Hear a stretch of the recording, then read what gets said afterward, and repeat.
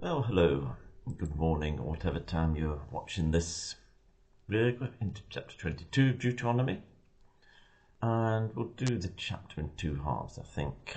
The first half is, a number of various laws. What is the kind of connection between some of them?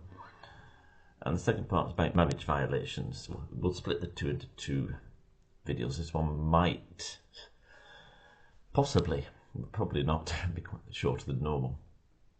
Anyway, let's read chapter 22, verses 1 to 12 from the NIV. If you see your fellow Israelite's ox or sheep straying, do not ignore it, but be sure to take it back to its owner.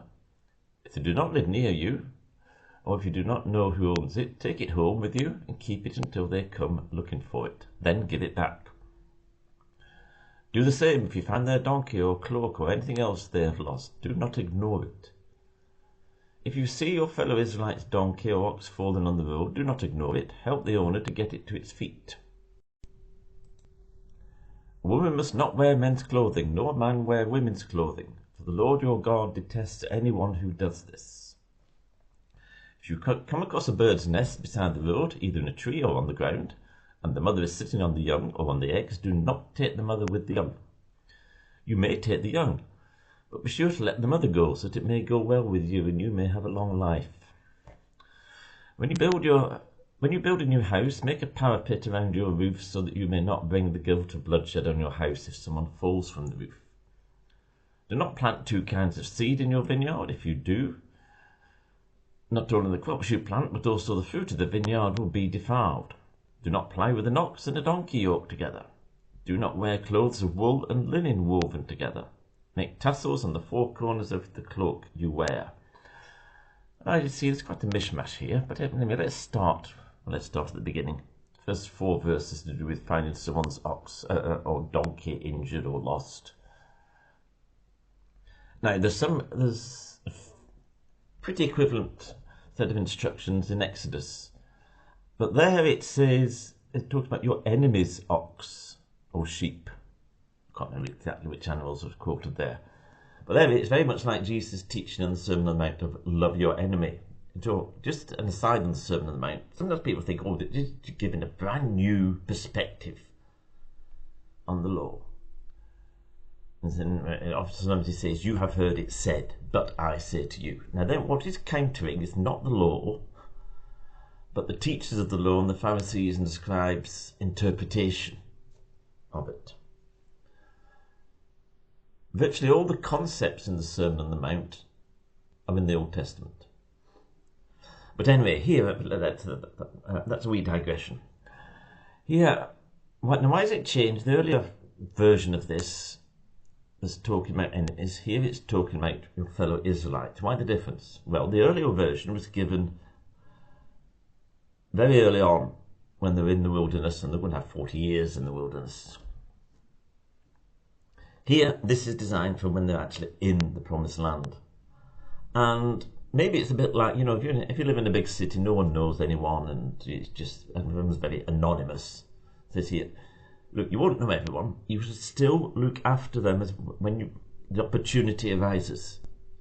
So if you see an ox or sheep wandering around, lost or whatever, or injured, help it. Help your neighbour. So this is a practical example of loving your neighbour. Then we get, women must not wear men's clothing, nor man wear women's clothing. So drag queens, get out. They should certainly get out of schools. And any system like that. But why is it saying that? Well, there's a general point here which comes through in the next batch of, including this one, commands, is separation. That in creation, God created things, there was distinctions. There's distinction between light and dark, the sea and the land.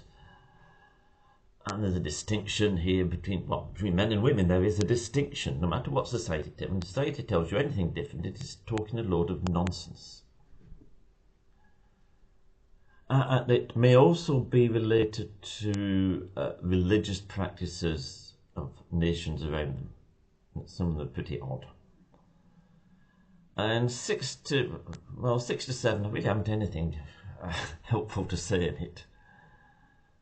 I mean, it's good for the mother bird, but for the young birds, things are a bit tough.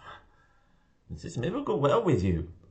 Now, commentaries and study Bibles don't find anything useful on this.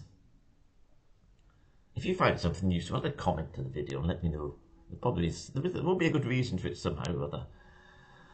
But what it is, I don't know. Then we get to verse 8, we've got health and safety. The health and safety people will be delighted with this verse. If you build a house, put a parapet around the roof. Very much in line with health and safety regulations that we have today. And then we get the do not plant 2 kinds of seed in your vineyard. Do not plough with an ox and a donkey. Do not wear clothes with wool and linen woven together. And that's to do with separation is all I can say. And then make tassels on the 4 corners of your cloak to wear. These were essentially to remind them, I think, of the word of God. I think it's something to do with that. But anyway. So, this probably not been the most useful video in history, but never mind. We get on to marriage violations on the next one, which is perhaps more interesting. Well, you may have found this interesting for all I know. But anyway, we'll leave it there.